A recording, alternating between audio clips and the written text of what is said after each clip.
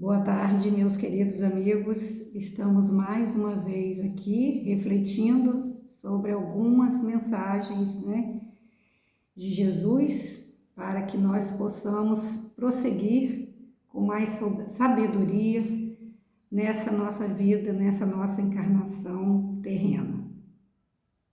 O que nos cabe nessa tarde de quarta-feira, dia 11 de agosto do ano de 2021, é do livro Vinha de Luz, do Espírito Emmanuel, o item 19, intitulado A Luz Segue Sempre.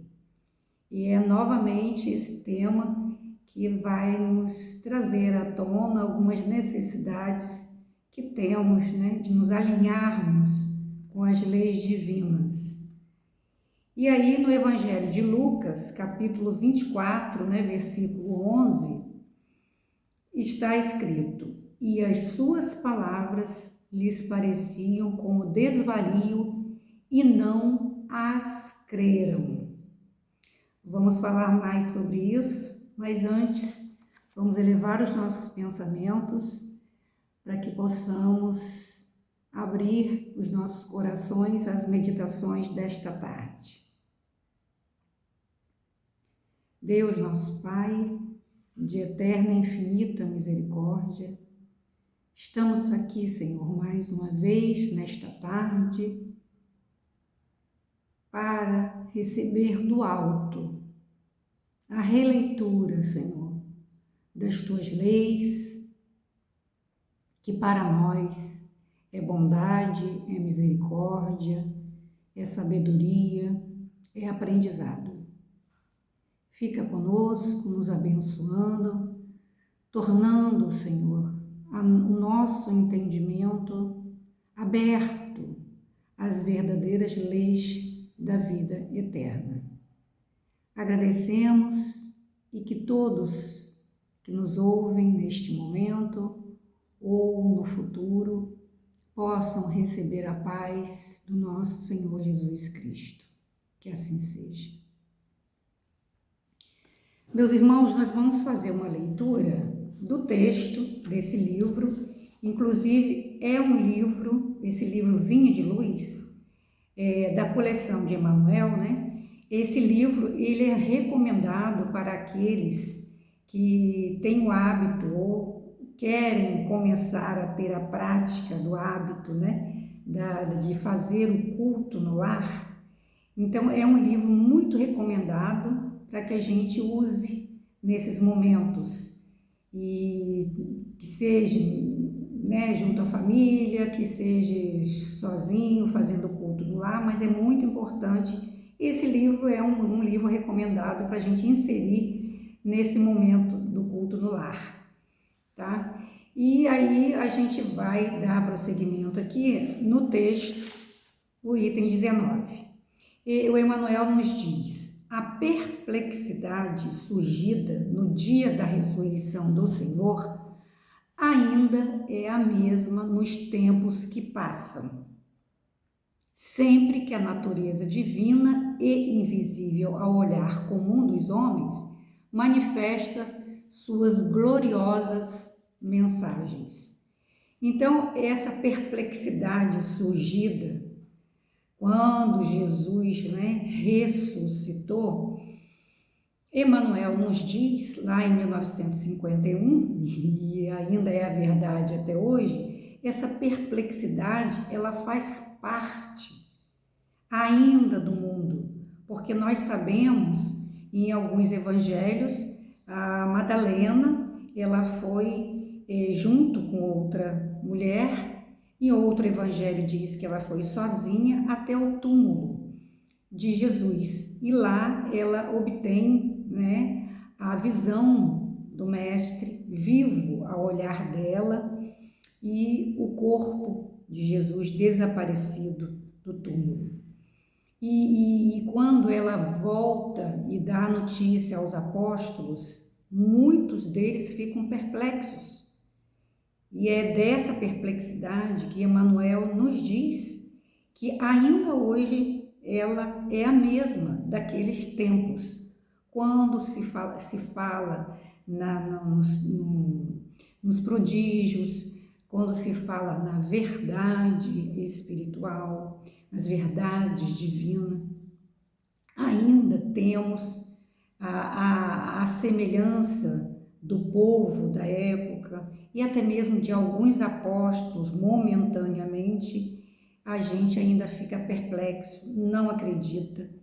E aí a gente lembra que a Madalena foi uma mulher à frente do seu tempo e que contribuiu muito para que os feitos de Jesus, né, fossem divulgados, fossem acreditados naquela época.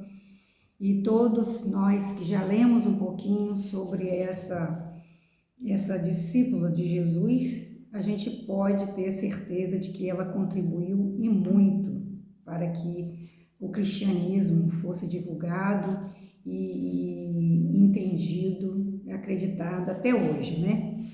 E ele continua: as mulheres devotadas que se foram em romaria de amor ao túmulo do mestre sempre encontraram sucessores. Todavia, são muito raros os Pedros que se dispõem a levantar para a averiguação da verdade. Porque quando Pedro toma conhecimento de que Jesus estava vivo, que ele ressuscitou, a Maria leva essa notícia até eles, ela fala, né, na descrença dos apóstolos, inclusive de Pedro, inicialmente, ela fala: mas você não crê? Se ele ressuscitou Lázaro, por que ele não ressuscitaria? E Pedro, ele vai até o túmulo de Jesus para averiguar aquela verdade que a Madalena tinha presenciado. E aí ele pede perdão, ele vê que realmente Jesus não estava mais, o corpo de Jesus não estava lá e Jesus tinha ressuscitado. E Jesus os conduz através da mensagem de Madalena para a Galileia. Então, em todos os tempos, os transmissores de notícias de além-túmulo peregrinam na terra, quanto hoje. Eles peregrinaram. Jesus orienta para que eles todos, né, eles divulguem a notícia, a boa nova, né, através de vários lugares. E até hoje a gente vê que o Evangelho de Jesus ele está sendo divulgado através de vários instrumentos, em vários lugares, todos os lugares do mundo estuda-se o Evangelho, né? E a gente, nós devemos considerar que Pedro, apesar da incredulidade inicial, mas ele logo depois, ele entende a mensagem, ele acredita na ressurreição, acredita nas palavras, nos feitos de Jesus e ele se dispôs a levantar para a averiguação da verdade, né? Tanto que nós temos no livro Jesus no Lar um capítulo, né, em que na reunião de Jesus na casa de Pedro, o próprio Pedro, né, na constância do convívio com Jesus, ele pergunta a Jesus: mestre, o que é a verdade? É um capítulo do livro Jesus no Lar que eu recomendo a todos que possam estar relendo, né? E também um livro que deve fazer parte da leitura no culto do lar. É um livro muito bom. E as escolas religiosas, deturpadas, porém, somente em raras ocasiões, aceitaram o valioso concurso que lhes oferecia. Nas épocas passadas, todos os instrumentos da revelação espiritual, com raras exceções, foram categorizadas como bruxos, queimados na praça pública e ainda hoje são tidos por dementes, visionários e feiticeiros. Naquela época, a gente já sabe de várias histórias, né, de pessoas, de espíritos visionários, espíritos que vieram à Terra na incumbência de fazer o progresso espiritual e moral. Muitos deles sofreram, foram queimados e foram submetidos às leis rigorosas e bárbaras daquela época. Muitos deles sofreram, mas tiveram, em algum momento, a sua notoriedade porque fizeram, né, a sociedade, nem que seja um número pequeno, mas fizeram história. E mesmo sendo categorizados nessa condição de bruxos, né, a gente tem vários exemplos de espíritos, né, e Joana d'Arc.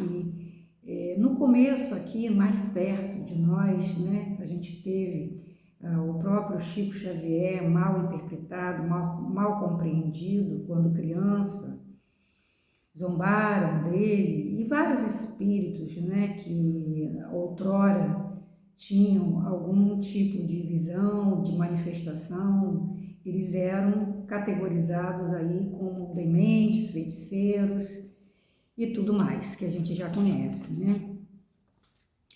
Então, analisando o título dessa mensagem, a luz segue sempre. É bom que a gente analise, a gente considere, né, que o sempre, a luz segue sempre. Sempre, ele é um adjunto adverbial de frequência. Na nossa língua portuguesa, a gente separa alguns adjuntos adverbiais, né? E esse adjunto, ele é um adjunto adverbial de frequência, o que significa sempre.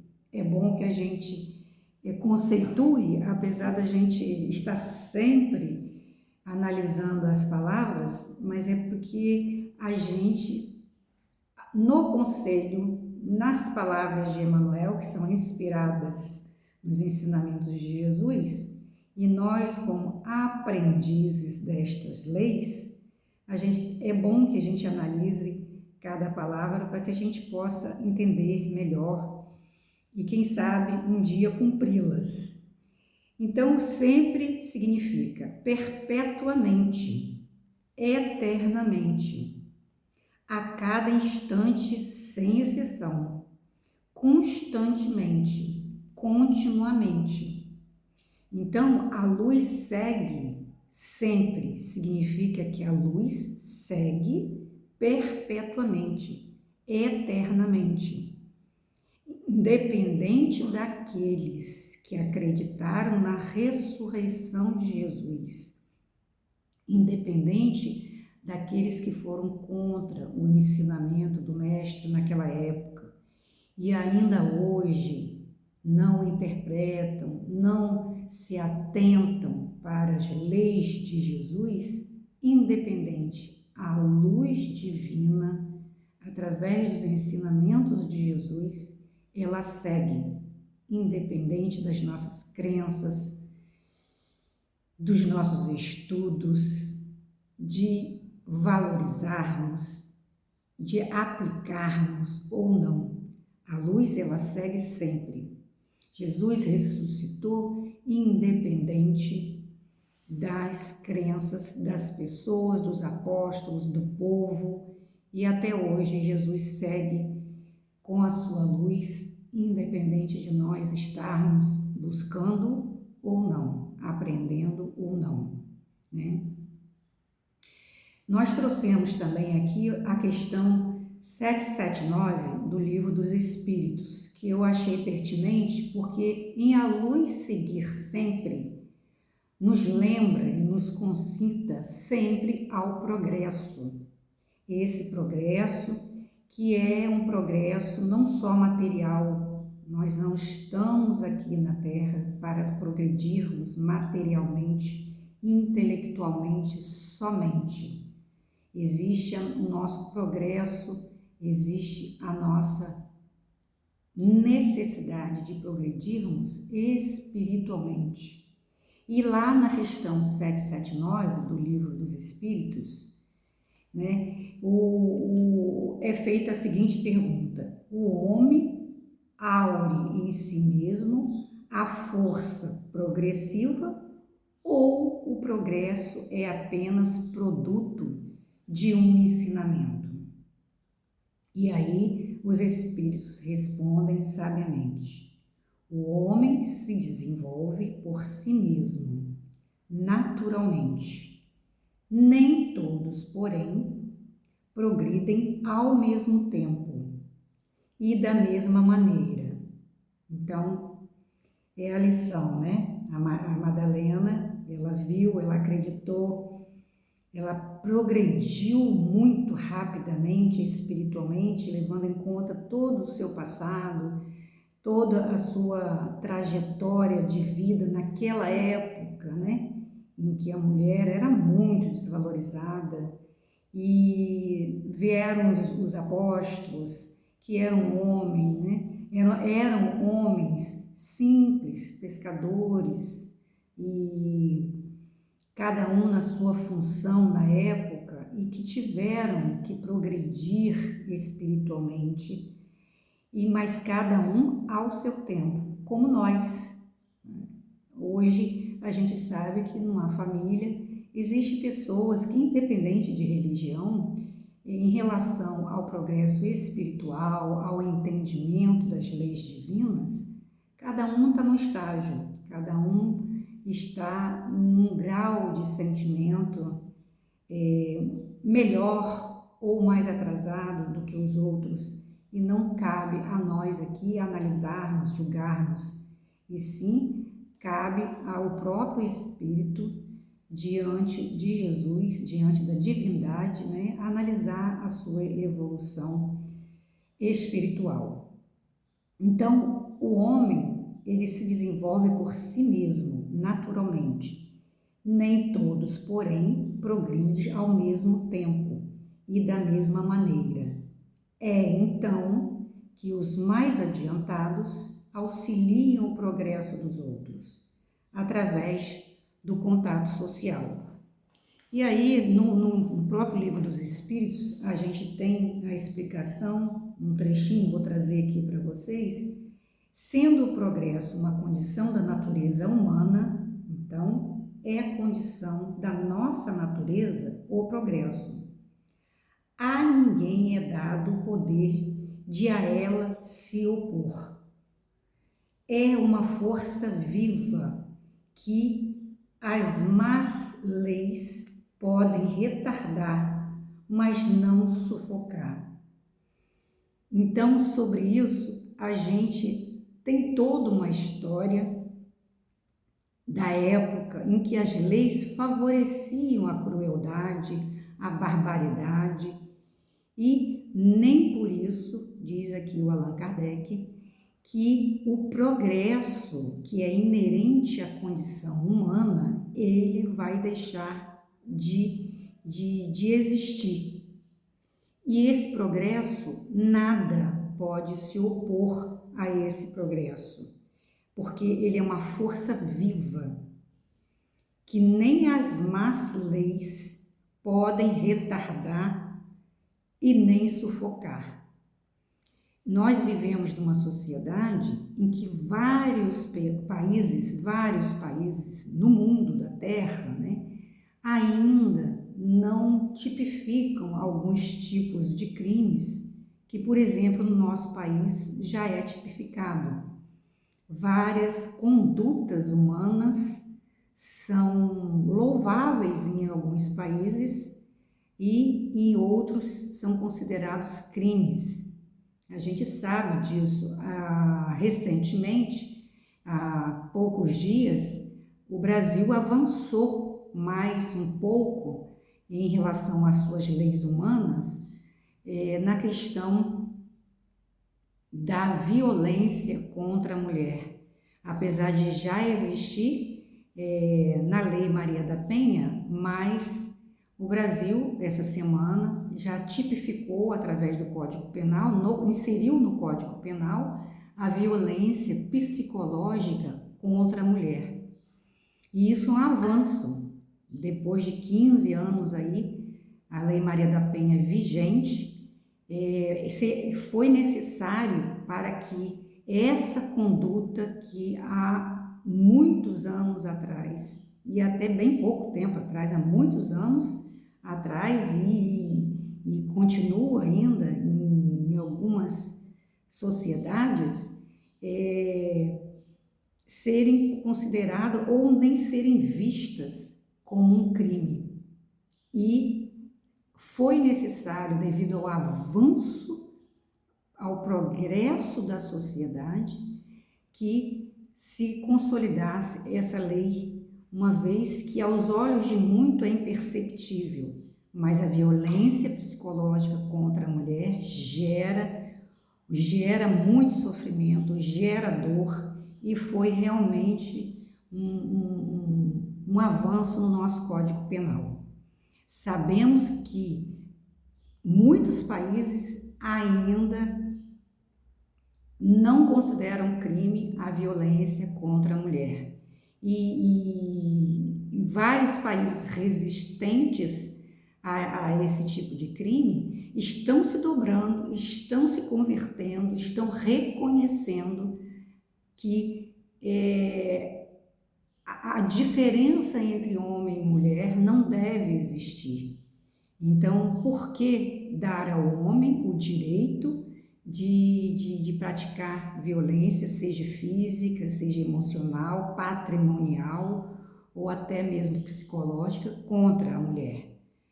Se somos todos iguais perante Deus, perante até algumas leis, nós devemos nos conscientizar, né? Atualmente, há bem pouco tempo atrás, só em 2018 que a China, que era um dos países mais machistas, ela se rendeu e ela também colocou no seu Código Penal a obrigação do homem respeitar, né, e não violentar as mulheres. Somente em 2018, porque antes era permitido ou ninguém nunca se atentou para esses atos como atos criminosos.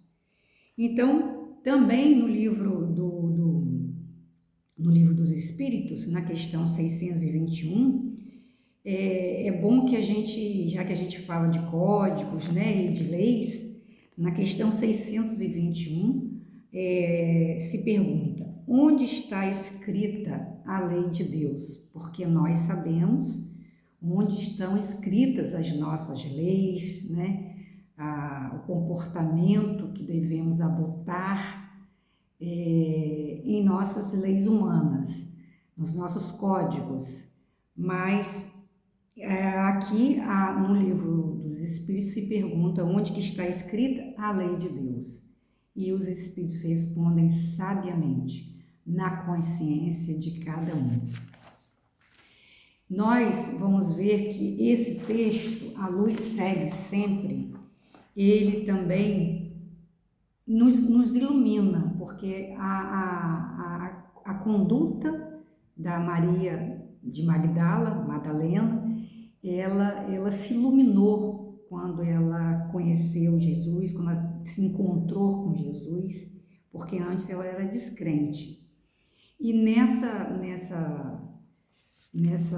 passagem, a Madalena e aqueles que foram até o túmulo, eles pareciam estar em desvario, estarem, né, enlouquecidos, mas a luz seguiu sempre, tanto que Jesus foi considerado, né, e é considerado o mestre para todos nós até hoje. Aqui ele encerra, o Emmanuel encerra no parágrafo, né, vai finalizar dizendo: é que a maioria dos companheiros de jornada de jornada humana vivem agarrados aos inferiores interesses de alguns momentos.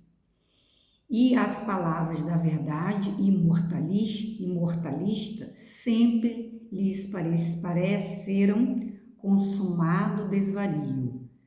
Muitos da época e muitos até hoje, quando a gente fala da palavra de Jesus, esses irmãos nos consideram loucos em desvario. É que esses irmãos entregues ao efêmero não creem na expansão da vida, ou seja, no progresso da vida. Não creem na expansão da vida dentro do infinito e da eternidade, mas a luz da ressurreição prossegue sempre, inspirando seus missionários ainda incompreendidos. É muito bonita essa lição, né? Porque a gente sabe da eternidade da vida, nós acreditamos em vidas sucessivas, na lei de causa e efeito, nós acreditamos nas consequências dos nossos atos. E no livro da Vinha de Luz, achei muito interessante porque o Emmanuel, ele começa e ele fala, né? Ele antecede as mensagens inseridas nesse livro. No prefácio, ele intitula o prefácio como Brilhe a Vossa Luz. E ele nos chama, o Emmanuel nos chama de meu amigo. Ou seja, quem ler esse livro é considerado amigo do Emmanuel, porque é assim que ele se intitula. E achei muito carinhoso da parte dele começar o prefácio com o título Brilhe Vossa Luz. Meu amigo, no vasto caminho da terra, cada criatura procura o alimento espiritual que lhe corresponde à posição evolutiva. Cada um de nós, à semelhança dos apóstolos de Jesus e do povo daquela época, vai procurar o alimento espiritual, a luz espiritual, né, que corresponde à sua evolução e posição, à sua posição evolutiva. A abelha suga a flor, o abutre reclama despojos, o homem busca emoções.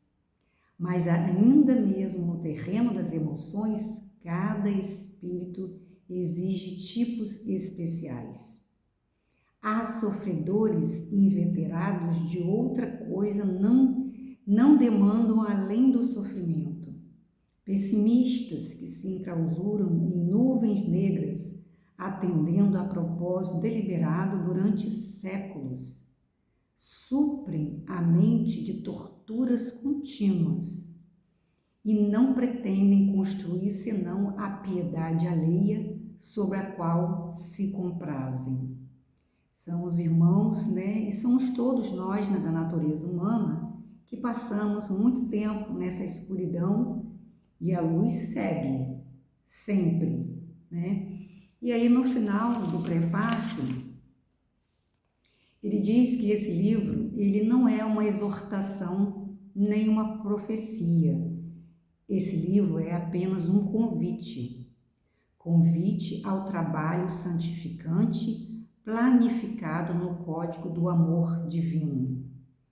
Se a candeia ilumina, queimando o próprio óleo, se a lâmpada resplende, consumindo a energia que a usina lhe fornece, ofereçamos a instrumentalidade de nossa vida aos imperativos da perfeição, para que o ensinamento do Senhor se revele por nosso intermédio, aclarando a senda de nossos semelhantes.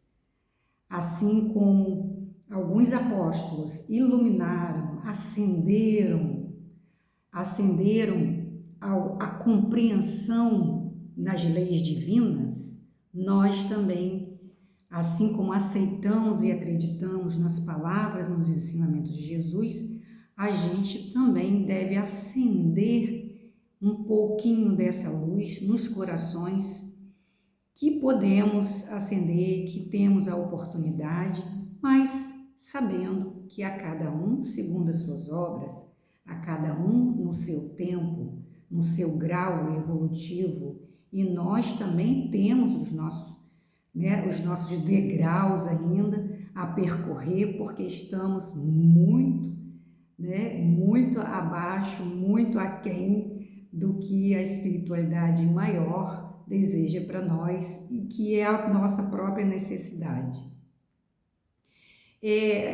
Falando em leis, e que a gente não tenha essa visão pessimista, porque para nós que vamos acompanhando o progresso, da sociedade, o progresso moral da sociedade, a gente percebe esse avanço moral na sociedade como um todo, terrena, não só no Brasil, né? Comparando várias leis de Moisés, na época de Moisés, na época de Jesus, com algumas leis que nos regem atualmente, e comparando, a gente tem a certeza que o progresso está sendo impulsionado por essa força viva. Independente das criaturas, existem vários espíritos que contribuíram e que contribuíram muito para que esse avanço, principalmente na área da liberdade, na área daqueles que foram oprimidos durante muitos anos, muitos séculos até, independente disso, o progresso está existindo. Só para a gente ter uma comparação pálida, uma comparação bem pequena, na época da lei de Moisés, eu trouxe 3 exemplos aqui para que a gente possa fazer uma comparação, 3 exemplos bem pequenos. Na lei de Moisés, está lá no texto Deuteronômio. Na lei de Moisés, na época, por exemplo, nós temos o adultério, nós temos o homem que estupra a mulher e a relação consentida entre um homem e uma mulher.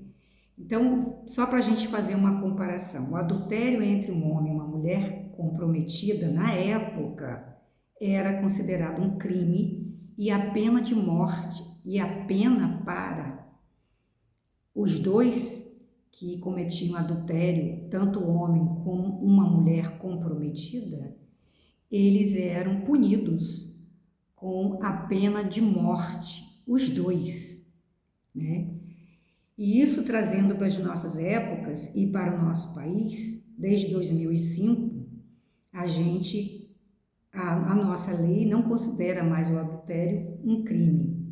Existem outras penalidades civil e até mesmo causa de se pedir a separação e o divórcio, mas crime deixou de ser. E naquela época, tanto o homem como a mulher, nesse caso da mulher sendo comprometida, os dois tinham que morrer, eram condenados à morte. Na época, o homem que estuprava a mulher, também a pena dele era a morte para o homem. Hoje nós temos leis, bastante vastas aí no Código Penal, que reclusão, é pena mas avançamos no sentido de não matar, mesmo sendo um infrator, mesmo sendo um algoz aí, mesmo sendo um espírito que errou, mas ele não é condenado à morte, pelo menos aqui em nosso país. E por último, naquela época, uma relação consentida entre um homem e uma mulher não comprometida antes do casamento, na época, o homem que tinha essa relação, mesmo consentida, e a mulher não comprometida, mas que essa relação aconteceu antes do casamento, ao homem era imposta uma punição, né? Ele tinha que pagar um dote da moça e ele era obrigado a se casar com ela e ele era proibido de se divorciar. Então, como que a nossa lei ela vem evoluindo, respeitando as relações de cada uma, as relações de homem e de mulher, né? E a gente sabe que todas, assim como a medicina, a justiça, né? O código, todos os códigos, a vinda de constituições, de tratados, de convenções, de leis, ela é para favorecer essas relações e é para impulsionar esse progresso das relações entre os homens, entre as pessoas, né? E a gente impulsionar cada vez mais os nossos atos, as nossas relações uns com os outros e promovendo também a nossa evolução espiritual com leis mais justas, né? Leis humanas e apreciando e aprendendo com as leis divinas, são as leis, né? Que não vai haver como diz Jesus, as minhas leis não passarão. Temos essa modificação sempre das leis, esses avanços sempre das leis, mas as palavras de Jesus são palavras de leis de vida, de leis eternas. Então, meus amigos, meus irmãos, trouxemos nesta tarde essa reflexão sobre essa luz que segue sempre, independente das nossas crenças, independente das nossas atitudes, que a gente veja, sinta essa força viva chamada progresso, chamada essa impulsão que a espiritualidade e a sabedoria maior está aí disponibilizando para a nossa sociedade, para a nossa terra, né? Independente da gente observar ou acreditar. Então, que possamos refletir, que possamos, acima de tudo, agradecer a Jesus, aos bons espíritos, a oportunidade que estamos tendo de estar analisando, de estarmos vivendo nessa época, sempre vigilante aos nossos atos e às nossas atitudes. E que a gente possa aprender sempre e que essa luz possa seguir sempre. Uma boa tarde para todos e vamos mais uma vez agradecer por tudo que Jesus tem nos ensinado. Mestre amado Jesus, mais uma vez pedimos permissão para encerrarmos esses breves minutos, Senhor, de reflexões humildes acerca do Teu Evangelho. Que a paz de Ti esteja nos corações de todos nós. Que a paz de Ti possa seguir, Senhor, brilhando. Que a Tua luz resplandeça sempre, continuamente, perpetuamente, sempre. É o que desejamos, Senhor, sentir e Te agradecemos hoje e sempre por nos dar esta oportunidade de estarmos encarnados, revendo as Tuas leis e Teus ensinamentos. Te agradecemos, nos dê a paz, nos dê saúde, nos dê, Senhor, a força e a coragem para vivermos esta vida da melhor maneira possível. Que assim seja. Assim seja, meus irmãos, uma boa tarde, fiquem com Deus, até a próxima, se Deus quiser.